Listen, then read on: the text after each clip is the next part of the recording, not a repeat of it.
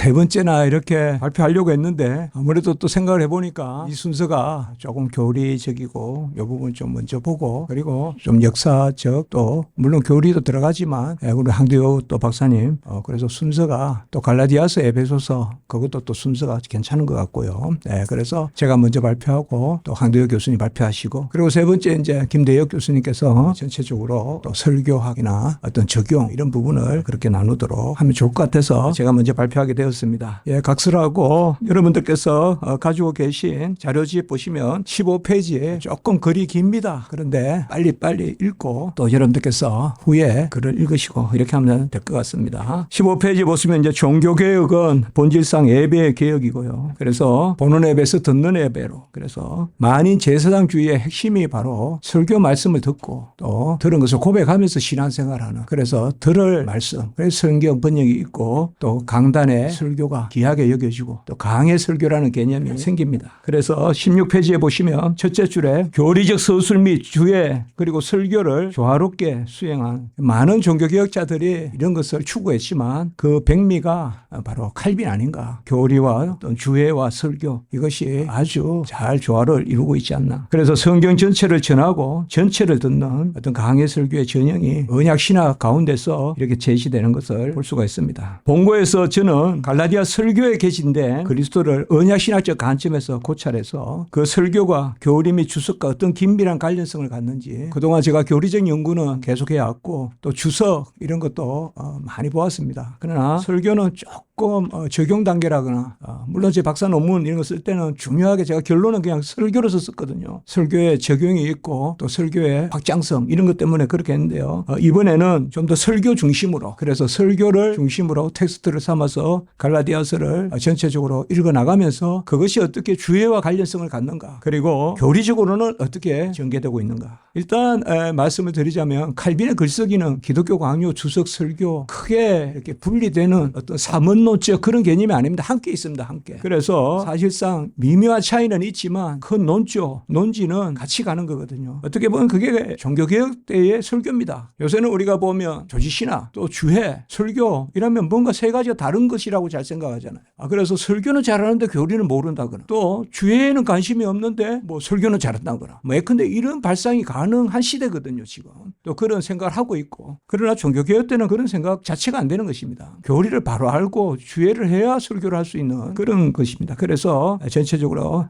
여기에서 갈라디아서는 이렇게 일찍이 영어판으로 또 이렇게 한글로 나와서 우리가 읽기 쉽게 에베소서도 이렇게 한글로 나왔고요. 그래서 이것도 한국에도 번역되어 있고 그렇습니다. 그래서 갈라디아서의 큰 맥락을 이신칭의 교리에서 잡고 그 언약신학적 관점에서 전개하고 특별히 중보자 그리스도 언약신학의 핵심이 중보자 그리스도의 다 이루심과 그 다 이루심을 우리 거 삼아주신 저는 개인적으로 이걸 구속사적 성취와 구원론적 적용 그래서 구속사적 구원론적 관점이라고 하는데요. 그러니까 이런 측면에서 어떤 제 관점이 아니라 갈라디아서에서 개진되는 그 관점을 가지고 한번 다뤄보겠습니다. 그래서 18페이지에 먼저 2장에서는 이신칭의라는 개념으로 갈라디아서의 교리적 요체를 살펴보고요. 그리고 그 이신칭의가 자리 잡고 있는 바로 의의 전가 개념 그것이 바로 그리스도가 모든 것을 순종하시고 그 의를 우리 거 전가시켜 주시는데 그래서 제3장에서는 그리스도의 율법의 관계를 언약신학적 관계로 그 복음 이해 가운데서 고찰하고요. 그리고 제4장에서는 이러한 다 이루신 의의 전가로 어떻게 성도에게 이것이 적용되는가 구원의 전 과정에 특별히 칭의와 성화에 그게 우리 또 개혁신학이지 않습니까? 생명도 생활도 칭의도 성화도 살아남도 살아감도 은혜라는 것인데 그것이 특별히 이 설교에 잘 개진되어 있단 말이에요. 그러니까 설교에서 생명과 생활이 함께 나온단 말이에요. 그래서 이런 부분들을 좀 주목하면서 보고자 합니다. 개인적으로 저는 이번에 칼빈의 설교 프랑스어로 이렇게 또 비교해서 보고 참 유익했습니다. 그리고 참 귀한 책이다 그런 생각을 했고요. 그리고 다시금 설교와 주석과 기독교 강요 이런 칼빈의 글들을 전체적으로 함께 읽어야 되는 그러한 필요성 내지 당위성을 다시금 확인하게 되었습니다. 그래서 예컨대 칼빈은 여러분들 기독교 강요만 읽어서도 안 됩니다. 주석을 생각하고 기독교 강요를 썼다고 생각하면 되고 또 기독교 강요를 생각하고 주석을 썼다고 생각하면 됩니다. 설교도 그렇게 생각할 수 있습니다. 그러니까 주석과 기독교 강요를 생각하고 설교를 했다고도 볼 수가 있어요. 그러니까 지금 이 강단에서 전해지는 말씀이 그 말씀으로 그저 끝나는 것이 아니라 그 가운데 어떤 우리가 선포되는 부분과 가르쳐지는 부분이 있듯이요. 그러니까 칼빈 글쓰기가 그렇고 칼빈 글 읽기가 여러분들 그런 측면에서 그래서 뭐 저도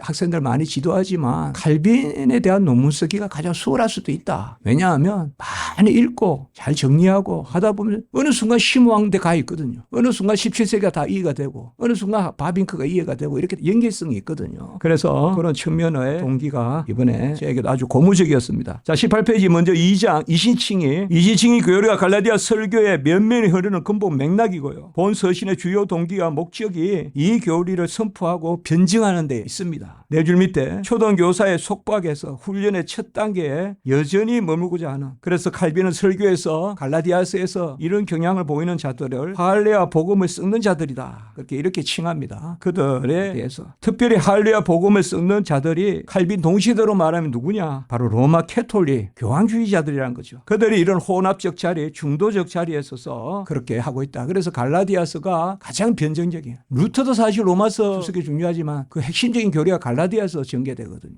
그런 측면에서 갈라디아서에서는 아주 변정적인 그런 성격이 강하게 이미 주제에 있어서 강하게 등장한다. 19페이지 둘째 문단 보시면 그래서 이 본장에서는 갈라디아 설교에 선포된 뭐 전부 다를 읽어보고 또 이렇게 다 연결시키겠지만 주요한 본문들 2장 15절 16절 3장 7절 9절 3장 11절에서 14절 또 13, 14, 21, 25, 26, 29 이런 부분의 설교를 중심으로 이렇게 2장을 제가 개진했습니다. 그 밑에 문단 자신의 설교에서 믿음의 첫째 요소가 말씀의 지식이고 그것이고 그리스도 아는 지식을 뜻한다. 칼빈은 기독교 강요 3권 2장에서도 믿음을 다루면서 거의 5분의 4를 지식에 할애하거든요. 그 지식이 말씀이고 그 말씀이 그리스도고 그래서 믿음은 바로 말씀에 대한 성령의 감화인데 그 말씀이 그리스도고 믿음은 들음으로 들으면 그리스도의 말씀으로 그게 칼빈의 기독교 강요의 특징인데 설교에도 고스란히 묻어납니다. 그러니까 강단에서 설교를 전하면서 그리스도 아는 지식 제가 요새 새벽 예배 베드로 후서 하는데 베드로 후서 마지막 3장 마지막 절이 뭐예요? 그리스도 아는 지식에서 자라가자. 그리스도 아는 지식에서 자라가자는 것인데 바로 이런 부분이 강하게 나타납니다. 그래서 19페이지 밑에서 넷째 줄 보면 우리가 하나님의 은혜를 마음에 품는 이 캐러티튜드 불란스 말로 하면 그래서 이 확실성은 말씀의 객관적 진리에 대한 승인 노지 동의를 확실성이라고 하거든요. 그것에 대한 주관적 받아들임을 확신이라고 하고요. 그래서 먼저 말씀의 객관적 진리성 그것이 있어야 된다.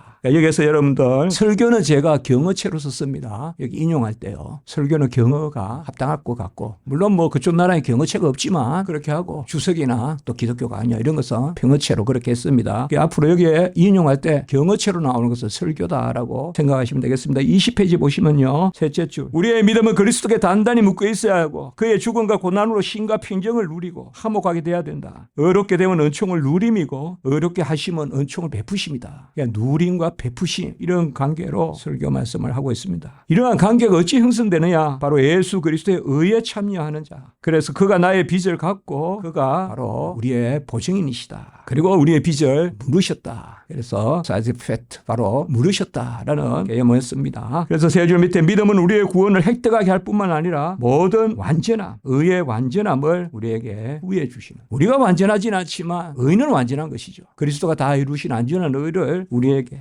다 물으신 의. 그래서 그 완전함이라는 개념, 페르펙시옹이라는 개념이 바로 생명과 생활에 다 미친다. 그래서 밑에서 셋째 줄 그 의의 가치는 생명과 생활에 모두 미친다. 그래서 마지막 페르펙시옹 대 유스티 바로 의의 완전함 이것이 전 구원 과정에서 우리에게 역사한다. 이렇게 설교에서 강조하고 있습니다. 21페이지 셋째 줄에 보면 율법은 우리가 조금 이따 다루겠지만 이 믿음을 이야기하면서 칼빈은 자주 율법을 이야기합니다. 율법도 말씀이고 복음도 말씀이지 않습니까? 율법도 믿음으로 받아들이고 복음도 믿음으로 받아들이거든요. 그런데 이 율법에서 우리가 할 수 있는 것이 아니라 해야 할 것을 명령하시고 그래서 하나님의 은혜로 우리가 그것을 행하게 하신다. 펠라기우스의 주장을 정면으로 거부합니다. 하나님은 할 수 있는 것을 명령하시고 그래서 우리가 그것을 우리 공로로 할 수 있고 그래서 하나님의 명령은 우리 공로에 우리 자질의 척도고 이건 펠라기우스주의이지 않습니까? 그러나 어구스티니즘에 있어서 할 수 없는 것이라도 명령하셔서 은혜로 행하시는 그래서 언약의 율법, 은혜의 법 이런 것을 말하고 있습니다. 그래서 우리가 말씀을 믿는다는 그 영역이 의의 완전함 그 의의 완전함은 율법에 계시된 의 하나님의 규범성 그것을 다 지켜야 되는데 우리가 불가함으로 예수가 그것을 다 물어주셔서 그래서 값주고 사주심으로 그래서 우리가 그 완전한 의를 누리고 또 하나님은 베푸신다. 그때 믿음이 도구적 은인으로 작용한다. 공로가 아니라 도구적 공로 없는 도구로서 작용한다. 이것이 바로 이신칭입니다. 칼빈의 22페이지에 보시면 6째 줄 밑에 믿음은 값없는 선물로 주어지고 로마 가톨릭은 믿음으로써 그러나 오직 믿음으로서는 아니 구원을 주장합니다. 그러니까 믿음이 있어야 한다요. 로마 가톨릭 중세 때 계속 이렇게 이야기했어요. 그러나 첫째로는 그리스도를 믿는 믿음이라는 개념이 약하고 로마 가톨릭은 그 다음에 오직 믿음이라는 개념이 사실상 없습니다. 그래서 칼빈은 설교에서 오직 믿음으로서의 오직을 마치 자기들이 발명한 것 같이 호도하면서 그대로 그렇게 이야기를 해요. 로마 가톨릭도 오직이란 말 쓴다니까요. 그 사두레스 편지 이런 데 보면 칼빈 반박할 때 우리도 오직이 있다 막 그런단 말이에요. 근데 여기 보세요. 칼빈이 반박하는 건 그들에게는 디미디아 유스티티아 바로 반의밖에 없다. 반의 절반의 의밖에. 그래서 그들은 구원의 절반을 행위에 돌린다라고 그렇게 주석에서 말하고 있어요. 그러니까 이건 주석입니다.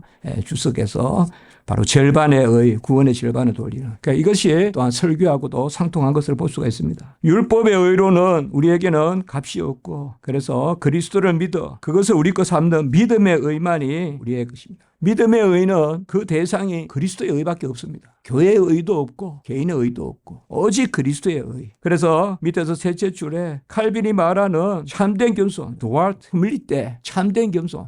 도아트란 말은 올바르다 뜻이에요. 오른쪽 올바르다. 프랑스 말로 올바른 겸손은 바로 우리 자신의 무능을 인식하고 오직 은혜, 전적 은혜에 대한 감사를 하나님과 그의 보내신 아들에게 드림에 있다. 그래서 23페이지 첫째로 보면 율법은 우리에게 가서 고난을 당하라고 합니다. 뭐요? 할 수 없는 거 하라 하시는 거예요. 건널 수 없는 홍해 건너라고 하는 듯이 물이 뜰 수 없는 여리고 문이 뜰으라고 하듯이 할 수 없는 거 명령한다는. 그런데 네 줄 밑에 그들이 낮아져서 은혜를 받을 준비를 하라는 것이다. 그러니까 율법으로 우리에게 주어지는 것은 항상 칼빈이 이제 그렇게 잘 이야기하거든요. 먼저는 의를 알고 그 다음에 무능을 알고 그 다음에 은혜로 도망치는 이게 구조거든요. 그러니까 우리에게 하나님의 뜻과 그의 어떠하심을 알게 하시고 그러면 우리는 절대 뭐에 내 자신을 바라보면 하루라 나의 망하게 되었도다 절망하지 말이야. 그러면 은혜를 구하고 그 구조로 이야기하고 있습니다. 그래서 그리스도의 복음의 유일성과 절대성을 이런 측면에서 말하고 있습니다. 그래 그 밑에 문다 셋째 줄에 그리스도에 대한 참된 준비라는 개념, 이것은 이제 갈라디아서는 조금 설교의 어떤 내용들을 조금 이렇게 신학적으로 정리해 주는 그런 게 주석에 나타나요. 그런 부분. 그러니까 설교의 어떤 이렇게 내용들을 우리가 이거 하나 무슨 꼭지를 만들면 좋겠다는 그런 개념들이 좀 나타납니다. 이게 파라파라치오. 바로 여기 금방 개념도 바로 그리스도에게 나아가는 참된 준비, 그리스도에게 나아가는 참된 준비. 그게 뭘까요? 나에 대한 실망이죠. 자기에 절망하지 않고는 하나님을 갈망할 수 없다고 기독교 강요 1권 1장에서 이야기했잖아요. 나에게 절망하지 않고는 하나님을 갈망할 수 없다. 그러니까 이 부분인데요. 우리의 준비가 뭡니까? 공로 없음이 준비예요. 그래서 버나드 이야기를 하잖아요. 공로 없음이 나에게 공로로서 족하다. 기독교 강요 나오지만 공로 없음이 나에게 공로로서 족하다. 그 말이 뭐예요? 우리의 준비는 없는 거예요. 무슨 회심을 준비해요. 무슨 믿음을 준비해요. 끝까지 몸부리치고 안 하려고 하는 거 하나님이 불가항력 쪽으로 이끄시는 거죠. 아멘.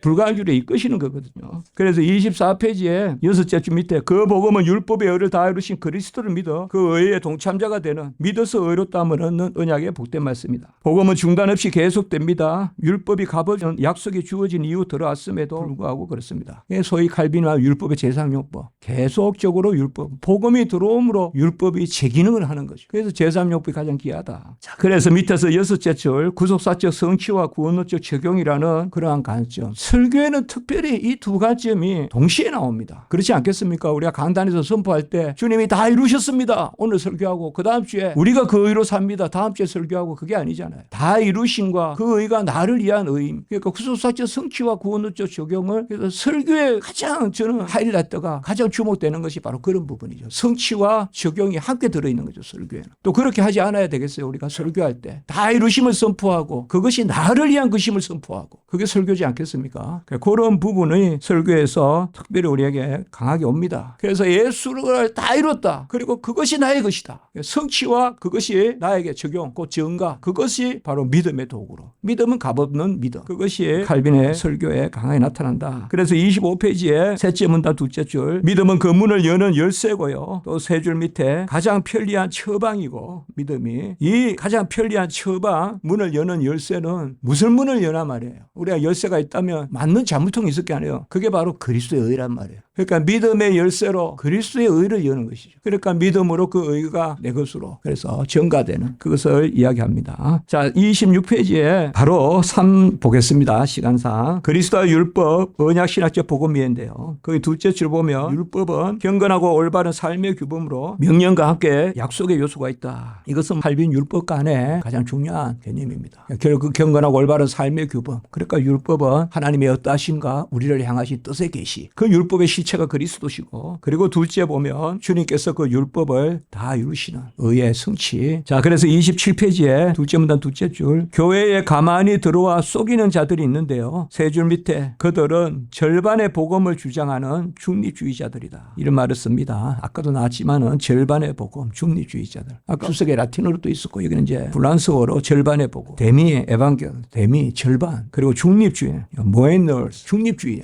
중간에 있다는 뜻이거든요. 그리고 그 네 줄 밑에 바로 바스타, 잡종복음이다. 혼합복음이다. 이제 이런 것을 이야기합니다. 그래서 27페이지 마지막 문단, 율법의 몸이시고 진리시고 실제이신 예수 그리스도가 자신과 함께 모든 완전함. 이게 많이 나옵니다. 이게 아벡스와 뚜트 퍼펙션. 그와 함께 모든 완전함. 우리가 예수 믿을 신앙 고백서에도 완전한 순종. 그 개념이 있잖아요. 완전한 순종. perfect obedience. 예수님이 완전한 순종을. 그래서 우리를 위해서 완전한 순종하셨다. 그러니까 여기도 그런 개념이 많이 나옵니다. 28페이지에 보면 셋째 줄, 이 성취가 그리스도로 말미암을 정하는 것이 복음의 진리고 복음의 순수한 가르침이고요. 그리스도가 없거나 그리스도의 외의 것을 섞는 것은 절반의 혼합적, 중립적, 이중적 복음이고, 그것은 복음이 아니다. 갈라디아서의 참 복음, 바로 그리스도의 복음밖에 없다. 1장 6절 그런 부분들이 계속 흐르고 있겠죠. 그래서 가장 많이 눈에 띄는 게 첫째 문단 마지막 두째 줄, 그리스도가 차치되면, 칼빈의 기독교 강요에도 그리스도가 없다면 이런 말 많이 쓰는데요. 얘는 그리스도를 멀리하면, 그리스도를 저렇게 도외시하며, 그런 개념이에요.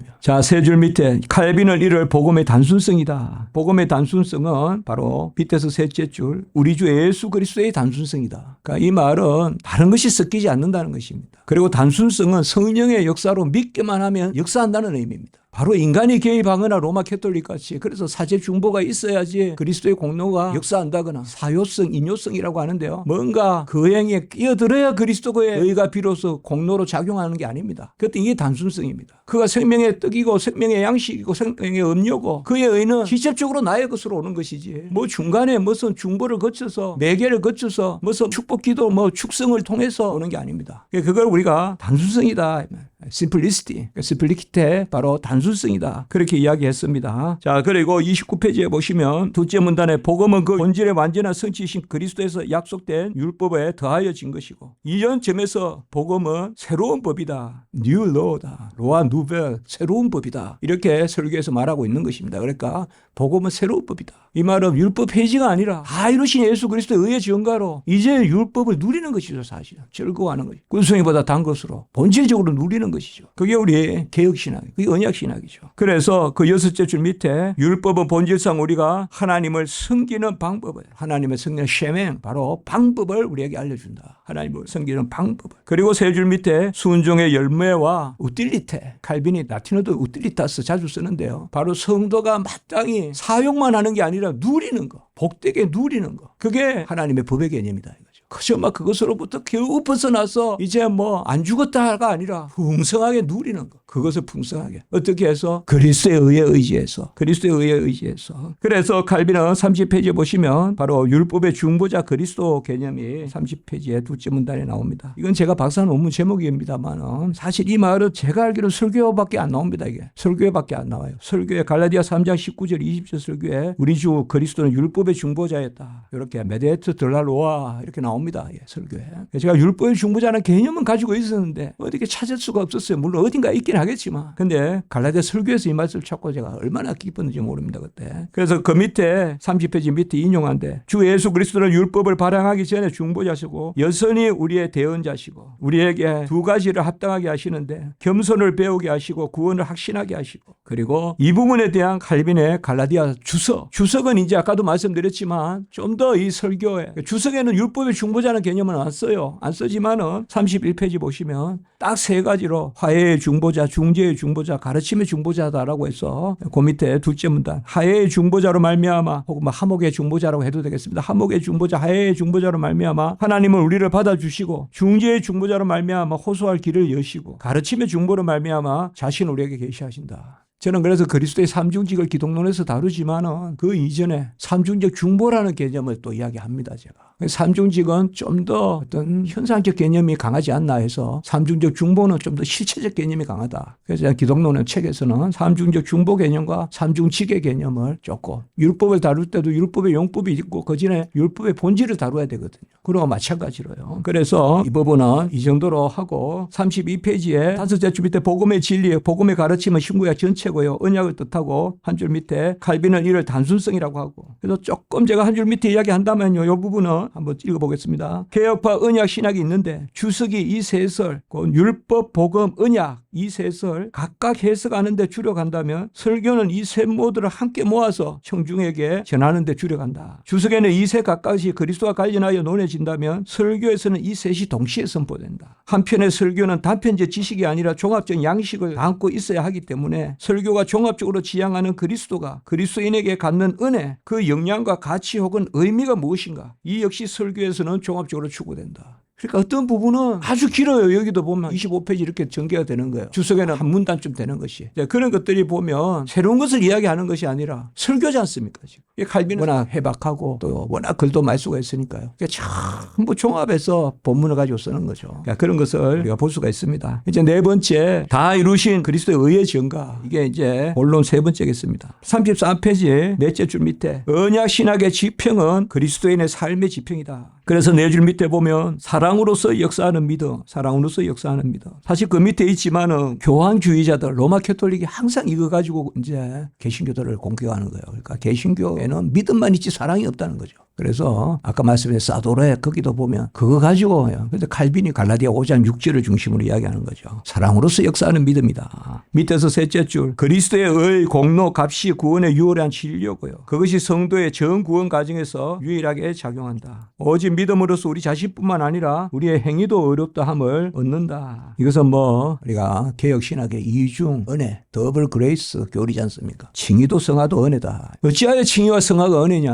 말. 그리스도의 의가 다 미치기 때문에 그렇죠. 의에 공로가 없잖아요. 공로, 의, 값, 선행, 순종, 은혜 다 동의어잖아요. 그 진료가 뭡니까? 그리스도지 않습니까? 그리스도지 않습니까? 그래서 바로 연결이 됩니다. 위중원의 얘기할 때 34페이지에 보시면 둘째 문단. 이 교리가 설교에서 반복돼서 강조되는데요. 그리스도는 우리 죄를 대속하기 위하여 자신을 주셨다는 이 측면에서 세 줄 밑에 죽음과 고난의 순종으로 자신을 제물로 드리시고 하나님의 진노를 푸는 화목의 값, 바로 물음으로 값을 치르셨다. 설교에 대해 세디스팍시용, 라틴어로 세디스파키오 이게 많이 나옵니다. 물음이라는 개념 다 값을 치렀다. 저는 이걸 만족으로 번역하는 것을 좀 거부합니다. 물음이란 건 뭐예요? 바로 보아스가 룻의 기업을 물었듯이 값을 치르는 것이고 그 다음에 소유가 아니라 그 자신을 사는 것이고 인격으로. 그렇지 않습니까? 그래서 모든 값을 치러서 전인적인 구원을 이루는 그런 개념에서 적합한 단어가 있으면 쓰겠어 돼. 성경에도 물음이란 개념이 있기 때문에 저는 이 말 씁니다. 그래서 밑에서 둘째 줄 그리스도의 법을 성취하고 그리스도의 삶은 그리스도의 의를 증가받아 은혜를 누리는 것이다. 이런 것을 많이 강조합니다. 특별히 35페이지에 보시면요. 둘째 문단에 그리스도인은 하나님의 성령의 은사들에 참여하는 자인데요. 다 이루신 의의 증가의 유일한 방식이 성령의 임재고요. 이 부분 강조하고 특별히 세 줄 밑에 우리 구주 예수 그리스도의 영이라고 칭하는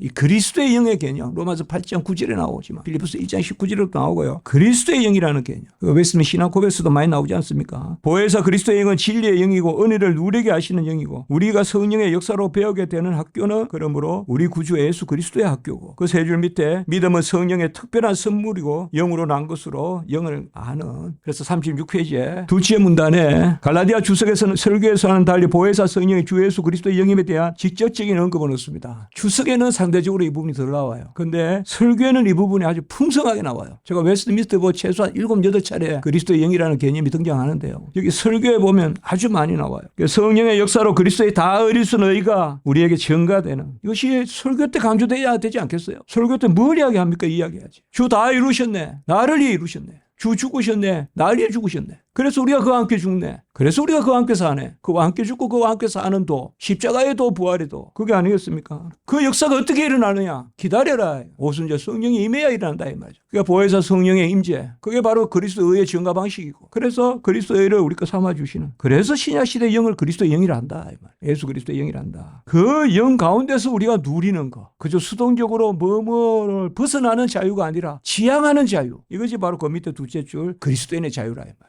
누가 더 삶을 강조하고 사랑을 강조하겠습니까? 나의 공로와 예수 그리스도의 공로가 합해서 선행을 한다는 로마 캐톨릭이 언뜻 들으면 세속적으로 봤을 때는 윤리를 강조하는 듯하지만 진정한 윤리는 나는 아무것도 아닌데 하나님이 다 하셨다는 은혜의 윤리 아니겠습니까? 신인 합력해서 순교할 수 있겠습니까? 오직 은혜 전적 은혜 해야 순교하는 거죠. 그렇지 않겠어요? 그리스도의 자유는 어디가 더 풍성합니까? 어디가? 이 부분을 많이 이야기한다 이 말이야. 그래서 37페이지 6째 줄 보면 그리스도인의 자유는 은혜를 넘어서지 않는다. 은혜 안의 자유다 이 말이야. 그래서 세 줄 밑에 그리스도의 충만한 의, 다 이루신 의를 누림에 있고 우리 구속과 구원의 셈에서 그것을 우리가 마시고. 그래서 그 밑에 문단 둘째 줄 윤리적이 돼 윤리입니다. 그리스도인의 삶. 공로적으로 윤리적이지 않으며 이 말은 제가 좀 갑주를 붙이면 좋았겠지만 리처 학파나 19세기 자유주의의 극단에 있었던 그런 윤리학파. 오늘날도 우리가 강단에 복음인지 윤리인지 혼돈스러운 윤리를 전하면 뭐 의식 있는 목사다 그러고 그런 개념이 있어요. 우리는 법정적으로 윤리적이다 이 말은 그의 의를 우리 거 삼아주심으로 정가. 의의 정가가 그리스도의 연합이거든요. 왜냐? 그 의는 자신을 주신 의이기 때문에. 그 자신을 주신 의를 우리 거 삼아주시면 그 자신과 연합하잖아요. 그래서 그때 우리가 내 안에 사는 것이 그리스도니 사는 것이 복되고 죽는 것도 복되다라는 그게 기독교 윤리 아니겠습니까? 그렇게 봤을 때 우리의 윤리는 공로적 윤리가 아니라 법정적 윤리죠. 물론 윤리는 나의 행위가 들어가야 됩니다. 성화 단계에서. 그러나 법정을 전제하는 거죠. 그래서 우리는 칭의의 법정성을 견인으로 연결시키는 거예요. 성화 가서 견인이 아닙니다. 칭의 때 견인으로 연결되는 것이거든요. 얘는 법정성입니다. 이제 결론. 갈라디아서 근본적 교리 맥락이 이신칭의라면 갈라디아서의 주제어는 그리스도 혹은 그리스도 십자가다. 십자가가 많이 나옵니다. 갈라디아서에. 로마서에도 남자도 갈라디아서가 로마서 다 강해 설교해 봤습니다. 교회에서. 그런데 십자가가 숫자로 보면 로마서에 좀 더 나올지 모르는데 갈라디아서는 분량에 비해서 최고 많이 나오는 데가 십자가가 많이 나오는 것이 바로 갈라디아서입니다. 그래서 저는 갈라디아서의 키워드는 보통 우리가 믿음, 그리스도 맞습니다만 십자가를 빼면 안 돼요. 십자가가 밝히 보이거늘. 그리고 십자가의 저주. 그러니까 쭉 나오지 않습니까? 십자가에 못 박고 우리의 정을 못 받고 이런 계속 나오잖아요. 십자가 개념. 그리고 마지막에 또 그리스도의 짐을 지라. 그것도 사실 십자가와 연결되는 개념이거든요. 6장 2절도. 자, 그렇게 봤을 때 여기에 봅시다. 첫째 줄. 예수 그리스도가 십자가에 못 박히셨음을 설교해야 합니다. 우리는 이를 십자가의 설교라는 이름으로 숙고해서 부를 수 있을 것입니다. 5장 11절 설교하면서 칼빈이 한 말입니다. 프레딕스형 돌라크로아 십자가의 설교. 십자가의 설교. 설교자는 예수 그리스도의 기관이고 권위를 가지고 있고 우리의 유일하신 선생이고 교사인 주님으로부터 그 권위가 나옵니다. 그래서 세 줄 밑에 설교자는 먼저 자기의 설교를 들어야 됩니다. 내가 먼저 하나님의 말씀을 들은 것을 전해야지 듣지 않은 것을 창조해서 전하면 안 되는 이야기입니다. 자, 이신칭의에 관한 설교 38페이지에 밑에서 셋째 줄 이런 것은 다음에 여러분들 보시기 바랍니다. 칼빈이 창세기 15장 6절에서 아주 이신칭의에 관한 설교 유명한 설교가 있습니다. 39페이지 밑에서 다섯째 줄 보면 루터와 제가 좀 비교해서 말씀드렸는데 이 부분도 길게 말하지 않겠습니다. 루터와 칼빈은 극명하게 차이를 보여줍니다. 갈라디아 설교에서 보면. 자유 개념, 이신칭의 개념 이런 개념에서요. 특별히 언약관에 있어서 많은 차이를 보여주고 율법관은 아주 우리가 익히 알듯이 개혁신학과 루트의 율법관은 너무 간격이 큽니다. 율법의 본질에 대한 이해 자체가 틀립니다. 루트란하고 우리하고. 자, 40페이지에 두째 줄 칼빈은 그리스도의 다 이루신 의가 생명과 생활에 모두 작용한다. 또 그 밑에 보면 두째 줄 설교로서 그리스도가 현존하시는 것이 아니라 설교는 현존하시는 그리스도를 전하는 것이다. 저는 학생들에게 그럽니다. 메시지를 전한다는 말은 어디서 나왔는지 난 모르겠는데 이해가 안 된다. 말씀을 전하는 게 결론적으로 메시지인 것은 이해가 되지만 메시지를 전한다는 말이 어디서 나왔냐. 말씀을 전해야지. 말씀을 전하는 게 다양한 가마로 어떤 메시지가 될지는 모르겠지만 그런 생각을 한번 해봤습니다. 아예 유진 피터슨은 메시지라고 해서 책을 썼지만 그냥 말씀 자체지 왜 성경을 메시지라 합니까? 자, 이게 또 그겁니다. 설교가 무엇을 만들어내는 게 아닙니다. 설교는 있는 것을 전하는 것입니다. 현존하는 그리스도를 전하는 거예요. 선포의 설교입니다. 40페이지 밑에서 셋째 줄 요새 스타인메이처나 또 멀러 교수도 이런 이야기 좀 하는데요. 비편적 해석이다 이렇게 해서 성경 비평이 있기 전으로 돌아가자. 그래서 17세기 돌아가자. 그러면서 어떤 개혁파 조직신학 이런 것도 다 무마시키고 다 그야 뭐 바르티안이나 뭐 개혁파 조직신학이나 다 똑같이 이렇게 취급하는 조직신학을 조금 경시하는 그런 경향이 있어요. 역사학파 가운데서. 그것도 올바르지 않습니다. 그래서 마치 주회가 교리보다 앞선다. 그러면 당연한 이야기다. 이런 식으로. 과연 당연한 겁니까? 주회는 뭘 가지고 주회합니까? 교리가 없이 어떻게 주회합니까? 그렇지 않습니까? 성경 보면 되지 뭐 그렇게 교리를 이야기하냐? 그럼 어떻게 본다는 거예요? 자, 41페이지의 두째 줄. 주회와 교리 작업은 동시적이고 그 백미에 바로 설교다. 자, 말씀을 전하는 것이 영구한 법이다라고 칼빈은 설교에서 이야기했고요. 하나님의 소리를 사람의 소리로 들려주는 하나님의 소리다라고 이렇게 했습니다. 여러분, 경청해 주셔서 감사합니다.